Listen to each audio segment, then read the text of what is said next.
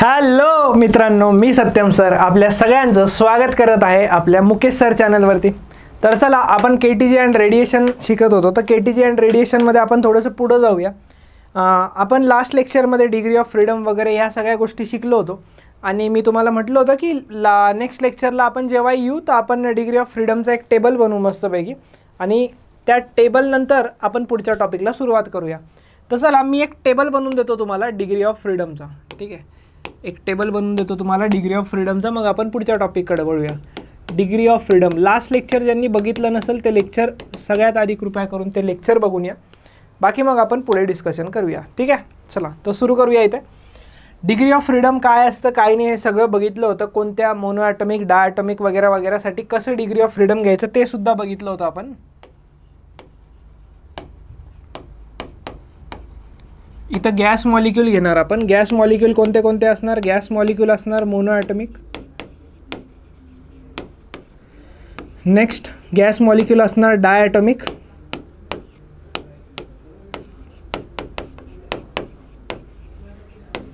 Okay. Gas molecule असणार diatomic. डायटॉमिकमध्ये पण दोन असतात, एक असतं डायटॉमिक रिजिड, रिजिड डायटॉमिक असतं आणि दुसरं असतं नॉन रिजिड,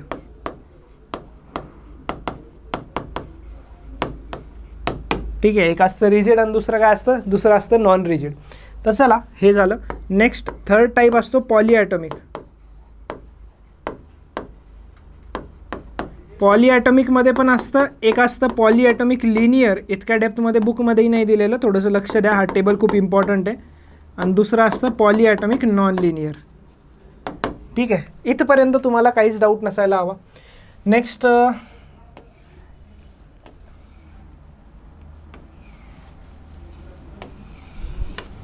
आता डिग्री ऑफ फ्रीडम कोणता बघायचा आपल्याला ते बघूयात आपण। आता बघा थोडंसं लक्ष असू द्या इकडे। डिग्री ऑफ फ्रीडम आधी मी बघणार ट्रान्सलेशनल, नंतर मी बघणार डिग्री ऑफ फ्रीडम रोटेशनल, नंतर मी बघणार डिग्री ऑफ फ्रीडम टोटल, संपलेलं नाही आहे, लास्टला मी डिग्री ऑफ फ्रीडम बघणार व्हायब्रेशनल, ठीक आहे। लास्टला मी व्हायब्रेशनल डिग्री ऑफ फ्रीडमची गोष्ट करेल जेव्हा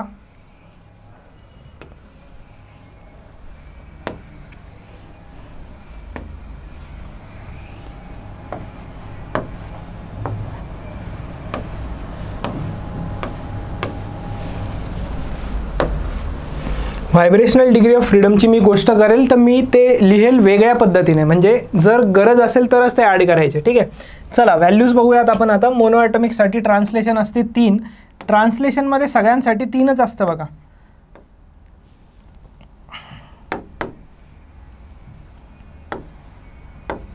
ठीक आहे। रोटेशनमध्ये मोनो ॲटॉमिकसाठी असतं 0, हे आपण लास्ट लेक्चरमध्ये बघितलं आहे। डायटॉमिक रिजिड, डायटॉमिक रिजिड जर असेल तर डायटॉमिक रिजिड नॉन रिजिडमध्ये हे आपल्याला याच्यावरती फरकच नाही पडत हो, रोटेशनलवरती, रोटेशनलवरती फरकच नाही पडत। रोटेशनल इथं पण 2, इथं पण 2, इथं पण 2, फक्त इथं असतं ते 3, ठीक आहे। नेक्स्ट टोटल किती होतं आहे तुम्हीच मोजून घ्या आता। हे 3 + 0 3, 3 + 2 5, हे पण 5, हे पण 5 आणि हे किती? हे येतं 6। आता जर आपण हे कन्सिडर केले, कोणते कन्सिडर केले? व्हायब्रेशनल कन्सिडर केले, मी इथं लिहितो vibrational degree of freedom. Vibrational degree of freedom mono ॲटॉमिकसाठी असतात 0, तर व्हायब्रेशन जरी घेतले तर इथं 3च येतं। डायटॉमिकमध्ये रिजिड जर असेल मॉलिक्यूल तर व्हायब्रेशन 0 घ्यावं लागतं, तर इथं 5च येतं, इथं 2 घ्यावं लागतं, तर हे 7 येतं नॉन रिजिडमध्ये। आता पॉलीॲटॉमिक लिनियर आणि पॉलीॲटॉमिक नॉन लिनियर, आता हे पॉलीॲटॉमिक लिनियर पॉलीॲटॉमिक नॉन लिनियर कसं बघायचं? तर हे असतं F, तर हे आपलं येणार 5 + F। स्काय ब्लू कलरच्या पेनने लिहिलं, याचा अर्थ तुम्हाला क्लिअर झाला पाहिजे की vibrational degree of freedom consider करायचं आहे, ठीक आहे, कन्सिडर करायचं आहे, ओके। सो हा झाला तुमचा टेबल। हा टेबल खूप इम्पॉर्टंट आहे, हा टेबल बनवून घ्यायला हवा तुम्ही तुमच्या नोटबुकमध्ये, ठीक आहे। चला पुढं जाऊया आपण। नेक्स्ट टॉपिक आहे आपला specific heat capacity. Next topic काय आहे? Specific heat capacity. आता स्पेसिफिक हीट कॅपॅसिटीवरती कसं बघायचं आहे आपल्याला, थोडंसं लक्ष द्यायचं आहे स्पेसिफिक हीट कॅपॅसिटीसाठी। याच्याबद्दलचा कॉन्सेप्ट तुम्ही 11th क्लासच्या थर्मल प्रॉपर्टीज ऑफ मॅटर या चॅप्टरमध्ये शिकलेत। कुठं शिकलेत याचा concept? Thermal properties of matter नावाच्या चॅप्टरमध्ये तुम्ही याचा कॉन्सेप्ट शिकलेले आहात, तर तो कॉन्सेप्ट आपल्याला आता पुढे घेऊन जायचा आहे। तर आता बघा थर्मल प्रॉपर्टीज ऑफ मॅटरमध्ये एक फॉर्म्युला तुम्ही बघितला असणार, Q = ms delta T। तर याला मी लिहू शकतो S is equals to Q divided by M into delta T. S म्हणजे काय होतं माहिती आहे का? एस म्हणजे होतं स्पेसिफिक हीट. एस म्हणजे काय होतं? एस म्हणजे होतं स्पेसिफिक हीट. आता स्पेसिफिक हीटचा काय अर्थ होतो? म्हणजे amount of heat required for a unit mass of substance to increase its temperature by 1 degree Celsius. याची डेफिनेशन बघूयात आपण. Specific heat capacity. The specific heat capacity S of a substance is the amount of heat energy required. Amount of heat energy required म्हणजे Q to raise the temperature of unit mass of that substance by 1 degree Celsius or 1 Kelvin. बस. आता ही जी गोष्ट आहे, ही गोष्ट आता इथं मी लिहून टाकलं होतं. ठीक आहे, चला. SI युनिट जे असतं ना, याचं SI युनिट काय असतं? याचं युनिट बघा, Qचं युनिट जूल पर के जी केल्विन. जूल पर के जी केल्विन. और आपण याला लिहू शकतो कॅलरी पर ग्राम डिग्री सेल्सिअस. दोन्ही सुद्धा युनिट असतात याची. याच्याबद्दलचं डिटेल डिस्कशन आपण 11चा जेव्हा थर्मल प्रॉपर्टीज ऑफ मॅटर शिकतो तेव्हा केलेलं आहे. ठीक आहे. एक स्लाइड ॲड करतो मी इथं.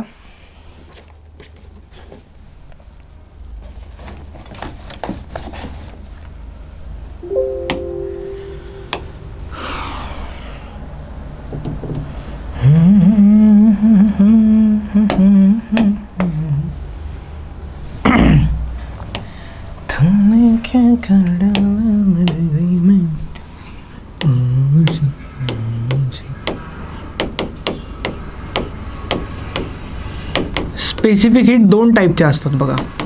एक असते, हे खूप बेसिक सांगतो एकदम. स्पेसिफिक हीट दोन टाईपच्या असतात. एक असते ग्राम स्पेसिफिक हीट, एक काय असते ग्राम स्पेसिफिक हीट, आणि दुसरी असते मोलार स्पेसिफिक हीट. आता ग्राम स्पेसिफिक हीट आणि मोलार स्पेसिफिक हीटमध्ये मेजर डिफरन्स काय आहे? काय मेजर डिफरन्स आहे की त्यांना आपण दोन डिफाईन करतोय. तर हे जे ग्राम स्पेसिफिक हीट असतं ना, हे असतं सॉलिड्स अँड लिक्विड्ससाठी. कोणासाठी असतं? सॉलिड्स अँड लिक्विड्ससाठी असतं. आणि मोलार स्पेसिफिक हीट जे असतं ते फक्त गॅसेससाठी असतं. कसं आहे ना, सॉलिड आणि लिक्विड्स जे असतात त्यांच्यासाठी आपण मास जे आहे ते के जी ग्राममध्ये मेजर करू शकतो, म्हणून याला ग्राम स्पेसिफिक हीट म्हणतो. गॅसेसचं मास आपण के जी ग्राममध्ये मोजण्यापेक्षा मोल्समध्ये जास्त मोजतो, म्हणून याला आपण मोलार स्पेसिफिक हीट म्हणतो. आणि या चॅप्टरमध्ये मोलार स्पेसिफिक हीटबद्दल डिस्कशन करायचं आहे. ग्राम स्पेसिफिक हीटला एसने डिनोट करतो, मोलार स्पेसिफिक हीटला सीने डिनोट करतो. ठीक आहे, पॉईंट टू बी नोटेड. हे पॉईंट लक्षात ठेवा. याचा फॉर्म्युला काय असतो माहिती आहे ना तुम्हाला? Q is equals to M S delta T. So एसचा काय फॉर्म्युला बनतो तुमचा? इथनं तुमचा एसचा फॉर्म्युला बनतो Q divided by M into delta T. Just आपण याच्याबद्दलचं डिस्कशन आत्ताच केलं होतं थोड्या वेळा आधी. याचं डिस्कशन आपण आत्ताच केलं होतं थोड्या वेळा आधी. ठीक आहे, याच्याबद्दलचं डिस्कशन खूप जास्त इम्पॉर्टंट ठरणार आहे. आता थोडंसं लक्ष द्या. जी हीट देणार आपण, तर इथं मास असतं. हाच फॉर्म्युला आहे 11चा. मास असतं इथं आपण नंबर ऑफ मोल्स घेतो मासच्या जागी, तर नंबर ऑफ मोल्स एन असतं. एस इकडं सी आहे, तर हे झालं एन सी डेल्टा टी. काय झालं हे?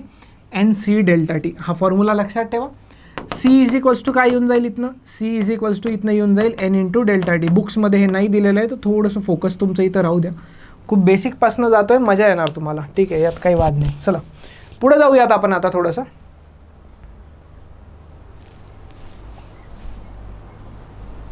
चला पुढे जाऊयात आपण आता थोडंसं. याच्या युनिटबद्दलचं डिस्कशन आपण केलेलं नाही अजून. याच्या युनिटबद्दलचं डिस्कशन आपण करून घेऊयात. चलो, युनिटबद्दलचं डिस्कशन कसं करायचं याचं युनिट काय येणार? याचं युनिट क्यूचं जूल येणार, मासचं के जी येणार, आणि याचं केल्विन येणार. हे झालं एस आय युनिट. दुसरं युनिट काय असतं? कॅलरी पर ग्राम डिग्री सेल्सिअस. हे कोणाचं युनिट झालं? एसचं झालं. लक्षात ठेवा. याच्या युनिटबद्दल सुद्धा आपण डिस्कशन करूयात इथं. याच्या युनिटबद्दल जर मला डिस्कशन करायचं आहे तर जूल पर मोल केल्विन. काय येतं? जूल पर मोल केल्विन. और कॅलरी पर मोल डिग्री सेल्सिअस. म्हणजे हे पर मोल असतं आणि हे काय असतं? हे पर ग्राम असतं, म्हणून याला ग्राम स्पेसिफिकेट आणि याला मोलार स्पेसिफिकेट म्हणतो. आता मेजरली डिफरन्स लक्षात ठेवायचा आहे एस आणि सीमध्ये. एसच्या व्हॅल्यूज ज्या असतात ना सॉलिड्स आणि लिक्विडसाठी, एसच्या व्हॅल्यूज ज्या असतात सॉलिड्स आणि लिक्विडसाठी त्या फिक्स असतात. S for solids and liquids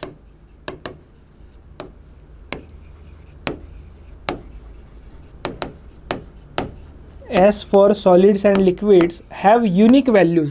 solids and लिक्विडसाठी एसच्या व्हॅल्यूज कशा असतात, युनिक म्हणजे काय, एकदम सिंगल एक व्हॅल्यू असतं. जसं स्पेसिफिक हीट ऑफ एक्झाम्पल जर घ्यायचं, स्पेसिफिक हीट ऑफ वॉटर किती घेतो आपण, स्पेसिफिक हीट ऑफ वॉटर घेतो 1 calorie per gram degree Celsius. Specific heat of ice किती घेतो आपण, आईसची घेतो 0.5 कॅलरी पर ग्राम डिग्री सेल्सिअस. म्हणजे या व्हॅल्यू फिक्स आहे, या व्हॅल्यू चेंज नाही होणार आहे. पण for gases molar specific heat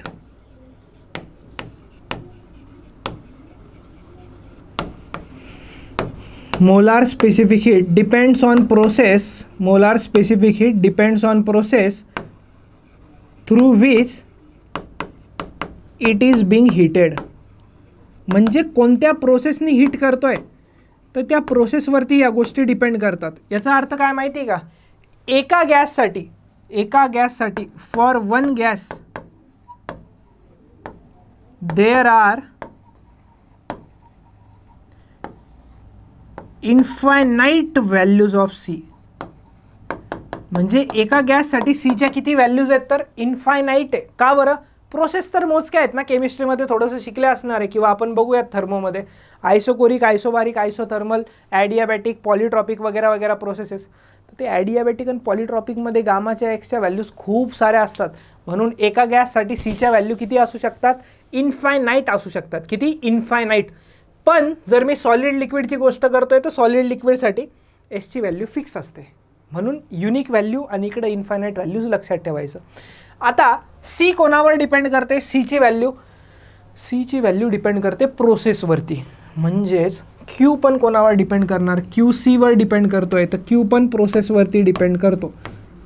आणि हा प्रोसेसवरती डिपेंड्स ऑन प्रोसेस. हा जर प्रोसेसवरती डिपेंड करतोय तर याचाच अर्थ हा काय झाला माहिती का, हा झाला पाथ फंक्शन. हा काय झाला, पाथ फंक्शन. एक असतो पाथ फंक्शन आणि एक असतो स्टेट फंक्शन. स्टेट फंक्शन म्हणजे काय, जो इनिशियल आणि फायनल स्टेटवरती डिपेंड करतो फक्त. आणि पाथ फंक्शन म्हणजे काय, तो इनिशियल फायनल स्टेटवर डिपेंड करतोच, पण त्या स्टेट कशा अचीव्ह झाल्यात यावरती पण तो डिपेंड करतो. थोडं पुढं जाऊया, हे बुकमध्ये कुठेही नाही मिळणार तुम्हाला, तर हे तुम्ही होपसो नोट डाऊन करून घेताय. नंतर नोट्स वगैरे तुम्हाला मिळतातच आहे, पण हे तुम्ही नोट डाऊन करून घेत चला, नोट्स बनवत चला, मस्त नोट्स बनते. नेक्स्ट आहे आपला आता मेयर्स रिलेशन. सगळ्यात सिम्पलची एक गोष्ट सांगतो तुम्हाला आधी मी. हे जे लिहिणार आहे ना मी, याला आपण फर्स्ट लॉ ऑफ थर्मोडायनॅमिक्स म्हणतो. काय म्हणतो आपण याला, फर्स्ट लॉ ऑफ थर्मोडायनॅमिक्स म्हणतो. आता ते फर्स्ट लॉ ऑफ थर्मोडायनॅमिक्स मला वाटतं आधी आपण बघूया, मग आपण थोडंसं त्याच्यावरती डिस्कशन वगैरे करूया नंतर, ठीक आहे. ॲक्च्युली थर्मोडायनॅमिक्स चॅप्टर पुढचा आहे आपला, पण ते सांगितल्याशिवाय मेयर्स रिलेशनवर जाणं चुकीचं ठरतं.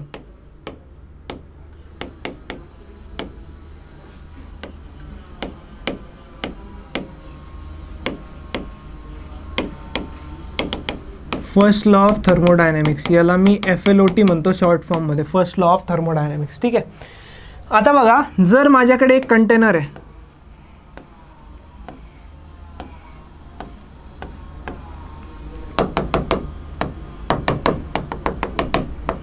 या कंटेनरमध्ये गॅस भरलेला आहे आणि मी काय केलं माहिती आहे का, या कंटेनरला हीट देणं सुरू केलं. काय केलं, हीट देणं सुरू केलं. समजा मी याला क्यू अमाऊंट ऑफ हीट देतोय. किती, क्यू अमाऊंट ऑफ हीट देतोय. तर ही हीट कुठं यूज होणार याचं मला बघायचं आहे. आता बघा, जेव्हा ह्या गॅसला हीट दिली जाईल तर गॅसचं टेम्परेचर वाढेल. हीट जेव्हा मी दिली, हीट किती दिली मी, क्यू हीट दिली. हीट दिल्यावरती काय होईल, गॅसचं टेम्परेचर वाढेल. गॅसचं टेम्परेचर वाढणार म्हणजे गॅस मॉलिक्युल्सची काय वाढणार बाळांनो, इंटरनल एनर्जी वाढणार. काय वाढणार, इंटरनल एनर्जी वाढणार, बरोबर. इंटरनल एनर्जी म्हणजे कायनेटिक एनर्जी वाढणार, पळणार ना इकडं तिकडं. तर इंटरनल कायनेटिक एनर्जी म्हणजेच त्यांची इंटरनल एनर्जी असते. लास्ट लेक्चर्स बघितले असाल तर खूप गोष्टी क्लिअर होतील, पहिल्यापासून लेक्चर बघा. आता झालं, टेम्परेचर वाढलं, नंतर काय होईल, काही जे मॉलिक्युल्स आहे ना गॅसचे, तर ते त्या पिस्टनला पुश करतील. ते काय करतील, त्या पिस्टनला पुश करतील, ढकलतील. तर ढकलतील म्हणजे ते काही ना काही वर्क डन करतील, व्हॉल्यूम वाढवतील ना. ते पिस्टनला पुश करतील म्हणजे काय करतील, व्हॉल्यूम वाढवतील, बरोबर. आणि व्हॉल्यूम वाढलं म्हणजे काय झालं, वर्क डन झालं. याचाच अर्थ जी हीट दिली आहे ती इंटरनल एनर्जी वाढवण्यात आणि वर्क डन करण्यात गेली आहे. म्हणजेच Q = आपण लिहू शकतो E + W, where E is internal energy W is work done. तर यालाच असं लिहितो, स्मॉल जर चेंजेस असेल तर D Q equals to D plus D W. हा झाला तुमचा फर्स्ट लॉ ऑफ थर्मोडायनॅमिक्स. याला असंही लिहिण्यात येतं, delta Q is equals to delta U plus W. इथं बाकीच्या गोष्टी डिस्कस करून टाकतो. डेल्टा यू म्हणा किंवा डी यू म्हणा, हे जे आहे हे स्टेट फंक्शन आहे, इंटरनल एनर्जीचा चेंज. स्टेट फंक्शन म्हणजे काय, हे कोणावरती डिपेंड करतं, फक्त आणि फक्त इनिशियल आणि फायनल टेम्परेचरवरती. Depends on initial T I and T F. T I and T एफवर डिपेंड करत आहे, म्हणजे इनिशियल आणि फायनल टेम्परेचरवरती ते फक्त डिपेंड करत आहे. म्हणूनच तर त्याला आपण स्टेट फंक्शन म्हणतो. म्हणूनच तर त्याला काय म्हणतोय आपण, स्टेट फंक्शन म्हणतोय. कळालं तुम्हाला? थोडीशी हिंट वगैरे मिळाली असणार तुम्हाला. आता अजून एक स्लाइड ॲड करू का? जबरदस्त अशी गोष्ट आणून देतो, तुमच्या समोरच आणून देतो लगेच ती गोष्ट. इंटरनल एनर्जीला काही बुक्समध्ये यूनी डिनोट केलं आहे आणि आपण त्याला ईनी डिनोट करतोय. मला सांगा, यू म्हणा ई म्हणा काही फरक नाही पडत. एक फॉर्म्युला बघितला आहे का आपण? अरे एक फॉर्म्युला बघितला आहे का? एक फॉर्म्युला. कोणता फॉर्म्युला? F/2nRT. यालाच आपण असं लिहू शकतो, F/2nKT, बरोबर का? आणि यालाच आपण लिहिलं होतं F/2PV. आठवत आहे का? तर हा जर मी उचलला इथनं फॉर्म्युला आणि इथं जर मी याला असं लिहिलं N × F/2R. F म्हणजे काय असतं बाळांनो? F म्हणजे असतं डिग्री ऑफ फ्रीडम. तर ही जी इंटरनल एनर्जीची गोष्ट चालू आहे ना इथं, तर हे जे आहे ना कॉन्स्टंट चीज ब्रॅकेटवाली, त्याच्या जागी एक CV म्हणून एक व्हॅल्यू लिहितो आपण. C म्हणजे काय असतं? Molar specific heat. आता मोलार स्पेसिफिक हीटचे दोन टाईप असतात. मोलार स्पेसिफिक हीटचे दोन टाईप असतात. एक असतं CP आणि दुसरं असतं CV. काय डिफरन्स आहे? हे असतं molar specific heat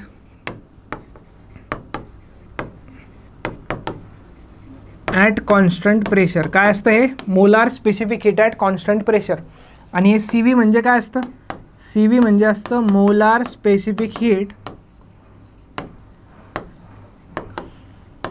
at constant volume. That's it. Clear आहे? या गोष्टी तुम्हाला क्लिअर असायलाच पाहिजे. तर इथं जे असतं ना, याला आपण CV म्हणतो. याला काय म्हणतो आपण? CV. ही गोष्ट लक्षात ठेवायची. ईचा फॉर्म्युला. आणि चेंज जर लिहायचं तर D = NCV/dt लिहितो आपण. हा फॉर्म्युला आता यूज होणार आहे. फॉर्म्युला आला कसा? इथं मी फक्त तुम्हाला हा एक नवीनसा फॉर्म्युला लक्षात ठेवायला लावतोय. CV = F/2R. कोणता फॉर्म्युला? CV = F/2R. हा फॉर्म्युला लक्षात ठेवा, काम बनून जाईल आपलं. नेक्स्ट आता बघू पुढं मेयर्स रिलेशनवरती जाऊया. कशावरती? Mayer's relation. मेयर्स रिलेशनमध्ये केस 1 आहे जिथं DQ1 = D लिहिलं जातं. DQ = काय असतं? DQ = D + DW. पण इथं फ्रिक्शन जे आहे ते एअर टाईट आहे.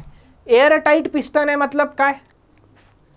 फ्रिक्शनलेस एअर टाईट पिस्टनचा अर्थ काय? म्हणजे ते पिस्टन मूव्हच नाही होणार. पिस्टन मूव्ह नाही झाला तर गॅसचा व्हॉल्यूम तितकंच राहणार ना. आणि याचा अर्थ व्हॉल्यूम जर कॉन्स्टंट असेल तर काहीच वर्क डन होणार नाही. तर वर्क डनची व्हॅल्यू 0. वर्क डनची व्हॅल्यू 0 घेतली तर या DQ1ला D म्हणू आपण. आणि जे काही कॅल्क्युलेशन चाललं आहे ते सगळं कॅल्क्युलेशन एका मोलसाठी चाललं आहे. कितीसाठी चाललं आहे? एका मोलसाठी. तर मला सांगा DQ = काय आलं? D. आणि मी इथं लिहितो ना, DQ1 = D प्लस नाही, इक्वल टू घ्यावं लागेल, = NCV/dt.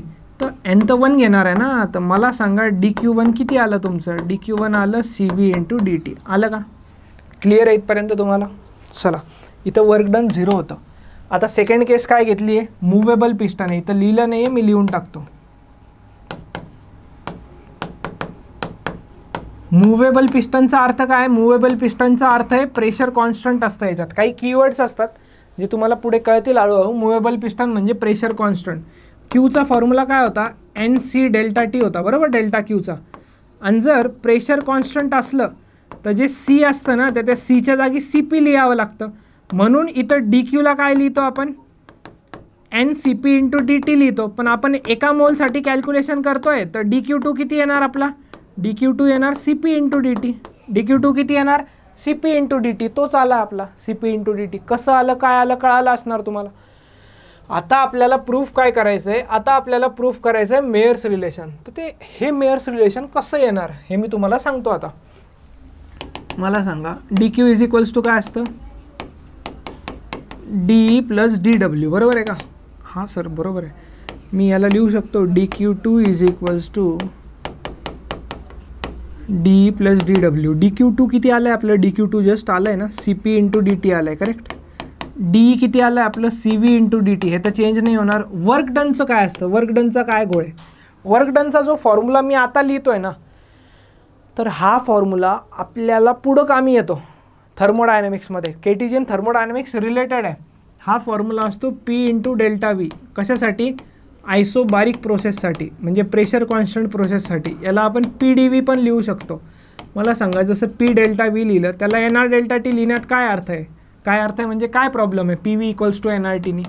त्याला आपण असंही लिहू शकतो एन आर डी टी. चलो डी डब्ल्यूला काय लिहिणार मग मी, एन आर डी टी. अरे पण कशाला मी लिहितो आहे, एन वन आहे ना, बरोबर बरोबर. C P into D T is equals to C V into D T plus R into D T.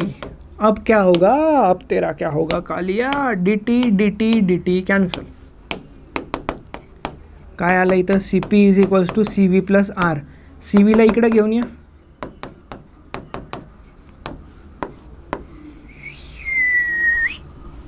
इसी को हम लोग बोलते हैं मेयर्स रिलेशन. इसी को क्या कहते हैं हम लोग,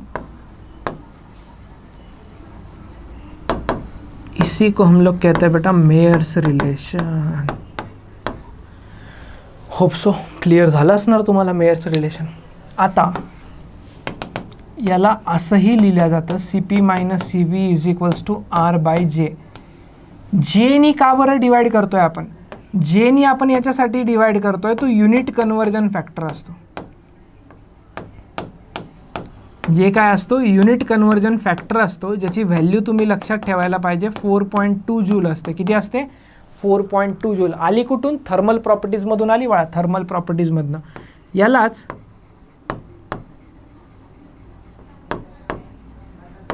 मेकॅनिकल इक्विव्हॅलंट ऑफ हीट असंही म्हणतो. यालाच आपण काय म्हणू शकतो, mechanical equivalent of heat. Clear झालं तुम्हाला, इथपर्यंत क्लिअर आहे. आता हा फॉर्म्युला पण खूप जास्त यूज होतो आणि जेव्हा न्यूमरिकल्सची गोष्ट येते तर तेव्हा त्याला आपण हा वाला यूज करतो. ठीक आहे, C P minus C V equals to R by J. आता काय असतं ना, एक स्पेसिफिकेट नावाची पण टर्म असते बघा. काय आलं आपलं, C P minus C V is equals to R by J आलं. न्यूमरिकलसाठी हे आहे. आता मी इथं एक रिलेशन लिहितो आहे, relation between C and S. आता सी म्हणजे काय असतं माहिती आहे ना तुम्हाला, आपण डिटेलमध्ये बघतो एकदम. सी म्हणजे काय असतं, मोलार स्पेसिफिकेट असतं. आणि एस म्हणजे काय असतं, सॉरी सी म्हणजे मोलार स्पेसिफिकेट बरोबर, आणि एस म्हणजे ग्राम स्पेसिफिकेट. त्यांचं रिलेशन असतं सी इज इक्वल्स टू असतं एस इंटू एम नॉट, किंवा यालाच आपण एस इंटू एम डब्ल्यू म्हणतो. हे एम नॉट असो किंवा एम डब्ल्यू असो, हे काय असतात, मोलार मास आहे. मोलार मास काय आहे, मोलार मास आहे. तर मला सांगा सी पी असेल तर त्याला काय लिहिणार आपण, S P into M not लिहिणार. आणि सी व्ही असेल तर त्याला काय लिहिणार आपण, सी व्ही असेल तर त्याला काय लिहिणार आपण, सी व्ही असेल तर त्याला आपण लिहिणार S V into M not लिहिणार. क्लिअर आहे का. तर ह्या व्हॅल्यूज जर मी इथं पुट केल्या तर काय होऊन जाणार, C P minus C V S P into M not minus S V into M not is equals to R by J. Is equals to काय आलं, आर बाय जे. तर इथनं एम नॉट जर तुम्ही कॉमन घेतलं तर एस पी एस व्हीचं काय रिलेशन मिळतं, R by M not into J. हे पण फॉर्म्युला इम्पॉर्टंट आहे. तसं तर खूप कमी यूज होतो हा फॉर्म्युला आपल्याला. हा फॉर्म्युला आपल्याला जास्त करून यूज येतच नाही, त्यामुळे या फॉर्म्युल्यावरती जास्त डिस्कशन नाही करणार आपण. ठीक आहे,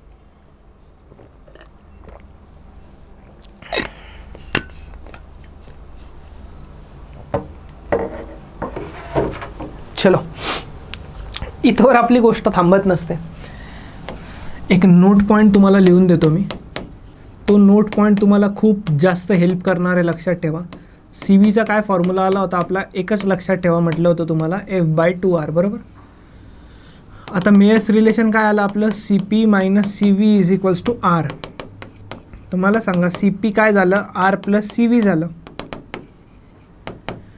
हां वा वा वा, आर प्लस सी व्ही किती आहे आपलं, F/2 आर आहे.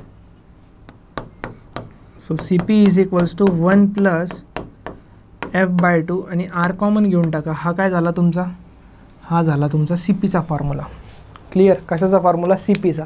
आता पुढचा एक टॉपिक आहे, टेक्स्टबुकमध्ये डेरिव्हेशन्स दिले, तुम्ही प्रत्येक वेळेस हे लिहून डायरेक्ट जरी व्हॅल्यू लिहिल्या तर तुम्हाला फुल मार्क्स मिळणार. हा फॉर्म्युला लक्षात ठेवा आणि हा पण लक्षात ठेवा सी पी सी व्हीचा. का बरं लक्षात ठेवायचा माहिती आहे का, एक टर्म येत असते पुढच्या चॅप्टरमध्ये गामा. गामाला आपण म्हणतो हीट कॅपॅसिटी रेशो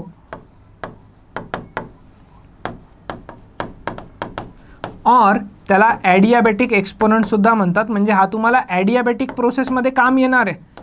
पण हे आपण आता KTGमध्येच बघतोय कारण की दोन्ही चॅप्टर रिलेटेड आहे. गामा इक्वल्स टू काय असतं, C P divide by C V असतं. काय असतं, गामा इज इक्वल्स टू असतं तुमचं C P divided by C V. म्हणजे 3 फॉर्म्युले खूप इम्पॉर्टंट आहे, एक सी पीचा, एक सी व्हीचा आणि एक गामाचा. आता गामाला आपण in terms of degree of फ्रीडमसुद्धा लिहू शकतो ना. गामाला आपण in terms of degree of freedom पण लिहू शकतो. कसं बघा, C P by C V. C पीचा फॉर्म्युला काय आला आहे, 1 प्लस F/2 आर, बरोबर. सी व्हीचा फॉर्म्युला काय आहे, F/2 आर आहे. आता इथंच आर आरला कॅन्सल करून टाका, 1 बाय F/2. F/2नी दोघांना पण डिवाइड करा, हे कॅन्सल होऊन जाणार. इथं राहणार 2 बाय F प्लस 1. तर गामा इक्वल्स टू किती आलं तुमचं, 1 प्लस 2 बाय F. म्हणजे एकच फॉर्म्युला सी व्हीचा जर तुम्ही लक्षात ठेवला ना तर त्याच्यावरनं सी पी आलं, गामासुद्धा आलं in terms of F. F in terms of गामासुद्धा येऊ शकतं बघा.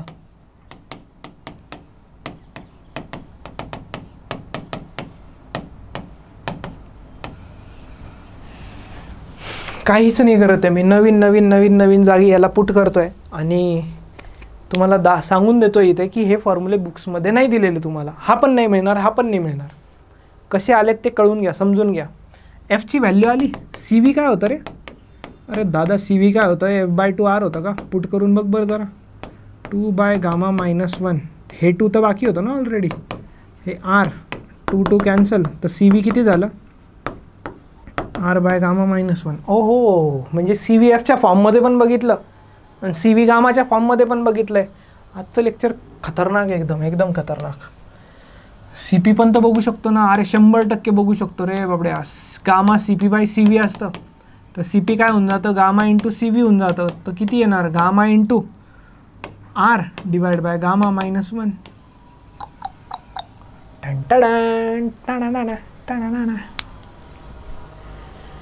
एकदा बघून घ्या कसं काय कॅल्क्युलेशन केलं आहे. एकदम सोपं कॅल्क्युलेशन आहे, असं झटक्यात झालं पाहिजे कॅल्क्युलेशन. कसं गपकन झटक्यात एकदम कॅल्क्युलेशन झालं पाहिजे तुमचं.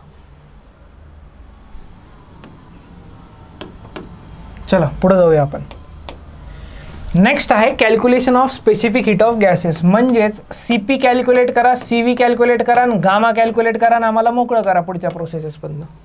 तर हे कसं कॅल्क्युलेशन करायचं, काय करायचं हे आपण पूर्ण बघणार आहोत इथं, पूर्ण डिटेलमध्ये. मोनो ॲटॉमिक गॅस चालला आहे, मोनो ॲटॉमिक गॅससाठी डिग्री ऑफ फ्रीडम लक्षात ठेवा 3 असतं. Molar specific heat of mono atomic gas at constant pressure and constant volume. C V काय असतं बाबड्या, F/2 आर. एफ असतं 3/2, तर हे झालं 3/2 आर. सी पी सुद्धा काढू शकतो. सी पी काय असतंय, 1 प्लस F/2 आर असतोय. प्रत्येक वेळेस फॉर्म्युला लिहिण्यात आपण टाईम वेस्ट नाही करणार. आता फॉर्म्युले तुम्हाला सगळे डिराईव्ह करून दिलेले आहेत. 1 प्लस 3/2 क्रॉस मल्टिप्लिकेशन करा, हे भेटणार 5/2 आर. सी पी पण आलं, सी व्ही पण आलं. गामाबद्दल तो बोलला नाही आहे, आपण कॅल्क्युलेट करू.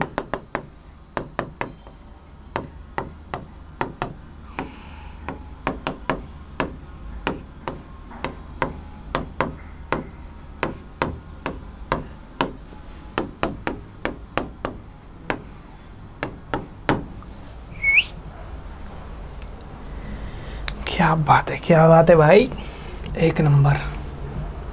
डायॲटॉमिक मग पॉलीॲटॉमिक म्हणतोय. डायॲटॉमिकमध्ये आधी मी काय घेऊन टाकतो, रिजिड घेऊन टाकतो. ठीक आहे, डायॲटॉमिकमध्ये जर रिजिड घेतलं ना विषय संपून जातो तिथंच. डायॲटॉमिकमध्ये रिजिड घेतलं तर 5 घ्यायचं, विषय संपून टाकायचा. सी व्ही किती येतं, F/2 आर म्हणजे 5/2 आर येतं. किती येतं, 5/2 आर येतं.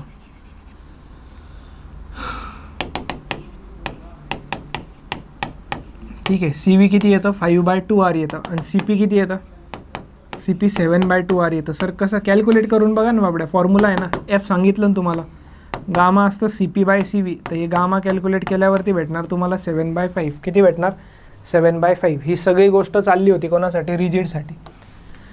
इथंच साईडला नॉन रिजिडसाठी लिहून टाकायचं म्हणजे कन्फ्युजन होण्याचं गोष्टच येत नाही. नॉन रिजिडसाठी काय चेंजेस येतात तुम्ही सांगा बरं. डिग्री ऑफ फ्रीडम किती घेतो आपण 7 घेतो. का बरं 7? हे 5 आणि ते 2 व्हायब्रेशनलवाले, ते 2 व्हायब्रेशनलवाले 2 7. तो सी व्ही किती येतं 7/2R येतं.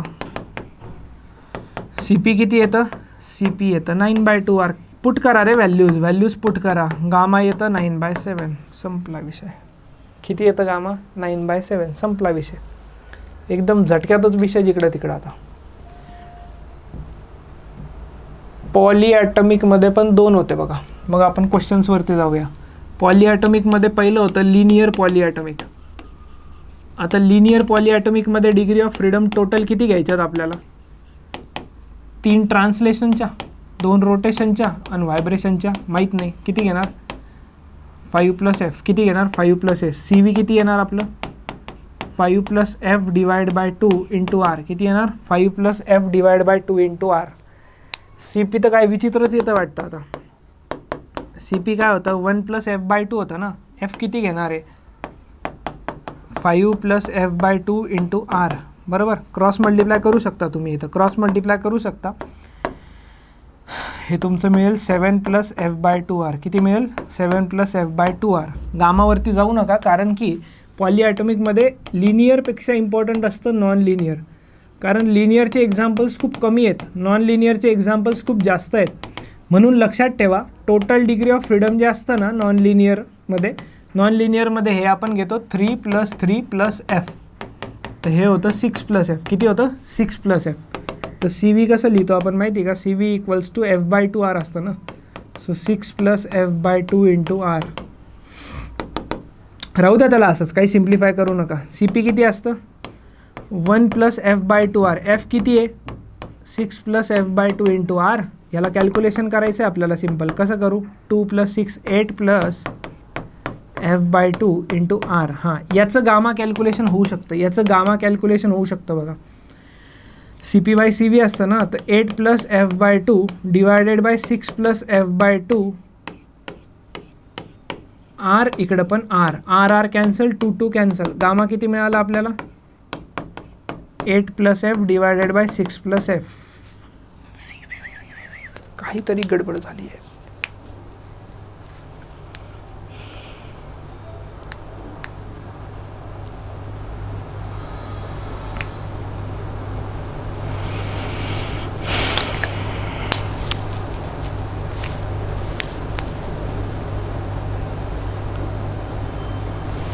Something went wrong. Just let me check what it is went wrong.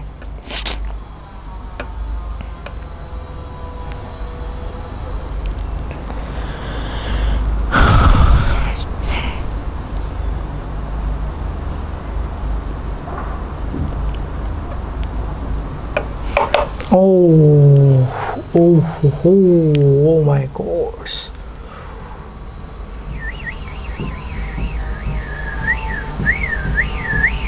Yes, here we have made a mistake. 0 इथं 2 नी मल्टिप्लाय करायचं होतं, इथं 2F होतं, इथंही 2F होतं. मिटून टाकू याला आपण. ठीक आहे, मिटून टाकू याला आपण. ओ शिट, मिट नहीं रहा है भाई, मिट नहीं रहा है. 5+2F करा, नाही तर 6+2F करा. ठीक आहे, 2F ॲड करा.